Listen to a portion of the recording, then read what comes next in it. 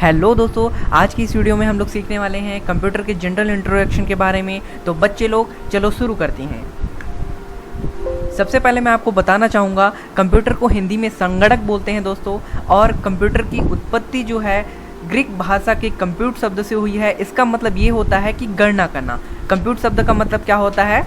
गणना करना होता है। इसका फुल फॉर्म होता है commonly operating machine purposely used for technician educational research होता है दोस्तों, जो कि हम लोग बचपन से ही सुनते हुए आए हैं कि कंप्यूटर अपने आप में एक फुल फॉर्म होता है, पर ऐसा कुछ नहीं है। COMPUTER का अपना अपना एक मतलब होता है, अपना अपना एक अर्थ निकलता है दोस्तों।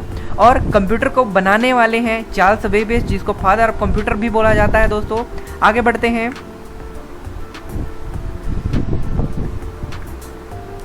कंप्यूटर किस तरीके से आपका जो है इनपुट लेता है, डाटा को प्रोसेस कैसे करता है और आउटपुट कैसे देता है। तो दोस्तों मैं आपको बताना चाहूँगा, जैसे कि हमको कंप्यूटर में कुछ काम करना होता है तो सबसे पहले हम उसको इनपुट देते हैं मतलब डाटा देते हैं। जैसे मेरे को किसी संजय नाम का उसका फाइल को हमको सर्च करना है, तो फाइल सर्च करने के लिए हम कीबोर्ड का मदद लेते हैं। कीबोर्ड में हम टाइप करते हैं कि हमको ये फाइल चाहिए, यानी हम उसको डाटा दे रहे हैं। तो इनपुट पहले हम करते हैं। इनपुट करने के बाद जो भी आप इनपुट किए रहते हैं वो चला जाता है प्रोसेसिंग में, और प्रोसेस होता है आपका CPU में, जहां होता है प्रोसेसर आपका प्रोसेसिंग का काम को पूरा करने के बाद आपको मॉनिटर में डिस्प्ले कराता है, आउटपुट देता है दोस्तों।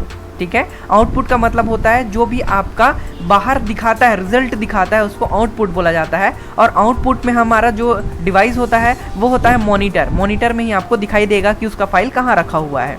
ठीक है दोस्तों, इसके बाद आते हैं कंप्यूटर की विशेषताएं क्या होती हैं। हालांकि हम जानते हैं कि अभी के समय में कंप्यूटर जो है बहुत पावरफुल हो चुका है, छोटी संख्याओं का और बड़ी संख्याओं का गणना बहुत आसानी से कर लेता है। तो इसकी गति जो होती है वो 1 सेकंड में लाखों गणनाएं आसानी से कर सकती है दोस्तों।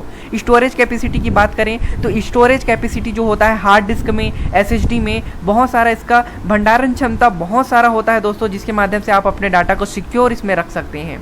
और बहुरूपता का मतलब ये होता है कि आप बहुत सारे काम को एक साथ कर सकते हैं, जैसे सॉन्ग सुन सकते हैं, वर्क कर सकते हैं, टाइपिंग कर सकते हैं, है ना, वीडियो देख सकते हैं, मूवी देख सकते हैं। बहुत सारा काम आप आसानी से कर सकते हो दोस्तों, यानी बहुत काम को करने का मतलब बहुरूपता हो गया। ठीक है, आगे बढ़ते हैं। प्रोसेसिंग के लिए आवश्यक घटक, ये मैं आपको बता दूं कि कंपटीशन एग्जाम में जब हम बैठते हैं तो इसमें से 1-2 क्वेश्चन आता है। जैसे सबसे पहले हम लोग क्या पढ़े, कंप्यूटर की उत्पत्ति कहाँ से हुई है, ग्रीक भाषा से हुई है, इसका फुल फॉर्म क्या है, जो कि तब कंप्यूटर कौन है, ये सब पूछा जाता है दोस्तों कंपटीशन एग्जाम में। और ये भी स्ट्रक्चर भी पूछा जाता है कि इनपुट प्रोसेस और प्रोसेसिंग और आउटपुट प्रोसेस किसको बोला जाता है और किसके माध्यम से होता है। तो ये सब आपको नॉलेज होना चाहिए दोस्तों, ये छोटा छोटा जो जानकारी ये आपको होना चाहिए। ठीक है, इसके बाद हमारा जो है गति भी हमको पता होना चाहिए। हार्ड डिस्क क्या है, SSD क्या है। मोबाइल में हमारा जो मेमोरी कार्ड होता है वहाँ हमारा जो भी वीडियो सॉन्ग जो भी रहता है वो हमारा रखा हुआ रहता है, वैसे ही कंप्यूटर में हार्ड डिस्क और SSD रहता है दोस्तों। ठीक है, इसके बाद आता है प्रोसेसिंग के लिए आवश्यक घटक। इसमें आपका सबसे पहले इंस्ट्रक्शन मिलता है। इंस्ट्रक्शन का मतलब होता है जो आप डाटा पहले इनपुट करते हैं किसी कंप्यूटर में, उसको इंस्ट्रक्शन के नाम से जानते हैं। मतलब निर्देश देना, भाई हमको ये फाइल चाहिए तो हम कंप्यूटर को पहले निर्देश देंगे कीबोर्ड के माध्यम से कि भाई हमको ये काम करना है। ठीक है, जैसे PDF ओपन करके दिखाओ, मूवी दिखाओ, YouTube दिखाओ, ये सब अपने से तो होता नहीं है। तो सबसे पहले हम कंप्यूटर को निर्देश देते हैं, स्टेप बाय स्टेप देते हैं। पहले PDF ओपन करना, फिर मूवी दिखाना मेरे को, फिर YouTube दिखाना। ठीक है, तो ये हम लाइन से ये सब हम जो प्रोसेस करते हैं ना, इसको हम लोग इंस्ट्रक्शन के नाम से जानते हैं दोस्तों। इसके बाद आता है प्रोग्राम। तो बहुत सारे इंस्ट्रक्शन को मिला के प्रोग्राम का निर्माण होता है। जैसे PDF, मूवी, YouTube हम सब अलग अलग देख रहे थे, स्टेप बाय स्टेप कर रहे थे, पर एक साथ देखने का प्रोसेस सबको एक साथ मिला दिया जाए, उसको हम प्रोग्राम के नाम से जानते हैं दोस्तों। ठीक है, आगे बढ़ते हैं। सॉफ्टवेयर किसको बोलते हैं? बहुत सारे प्रोग्राम को मिलाने के बाद सॉफ्टवेयर का निर्माण करते हैं। अब देखो, पहले तो इंस्ट्रक्शन आया, ठीक है, पहले इंस्ट्रक्शन आया, फिर प्रोग्राम आया, ठीक है, फिर प्रोग्राम को मिला के सॉफ्टवेयर बनाया गया। जैसे कि हम किसी सॉफ्टवेयर में काम करते हैं ना, बोलते हैं कि फ़ोटो एडिटिंग का सॉफ्टवेयर है, वीडियो एडिटिंग का सॉफ्टवेयर है, तो उसमें कितना सारा आपका काम करने को मिल जाता है। तो प्रोग्राम से मिल के आपका सॉफ्टवेयर बना होता है दोस्तों। ठीक है, इसके बाद आते हैं हम लोग डाटा में।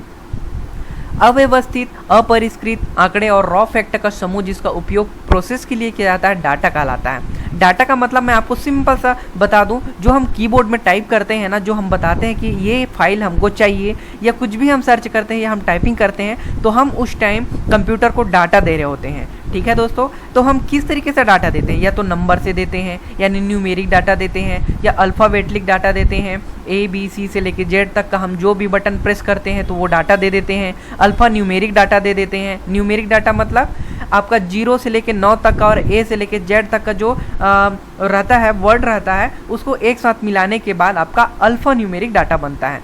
तो मैं आपको बता दूं, डाटा तो आप समझ गए हो। डाटा के 3 भाग होते हैं, पहला न्यूमेरिक होता है, दूसरा अल्फ़ाबेटिक होता है, तीसरा होता है अल्फ़ा न्यूमेरिक डाटा। एक होता है 0 से 9 तक का और एक होता है A से Z तक का, और ये दोनों को मिलाने के बाद अल्फ़ा न्यूमेरिक डाटा बनता है दोस्तों।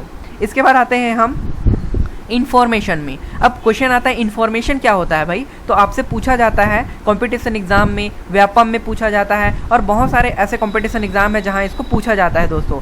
पूछा जाता है इन्फॉर्मेशन किसको बोलते हैं, तो आप जवाब कैसे दोगे। तो सबसे पहले कंप्यूटर में हमने क्या किया, इनपुट किया, हमने डाटा इनपुट किया कि भाई ये फाइल हमको चाहिए, हमने डाटा को इनपुट करा दिया। उसके बाद यही डाटा जो है इनपुट होने के बाद यहाँ आ गया, यहाँ आया, प्रोसेस हुआ, प्रोसेस होने के बाद आपको आउटपुट मिला। तो आउटपुट के रूप में जो भी आपको प्राप्त होगा, फाइल आपको दिखाई देने लग जाएगा, वही आपका इन्फॉर्मेशन कहलाएगा दोस्तों। ठीक है, तो इसके बाद हमारा आज का क्लास जो है हमारा यहीं कंप्लीट होता है। मिलते हैं नेक्स्ट वीडियो में। Thank you so much.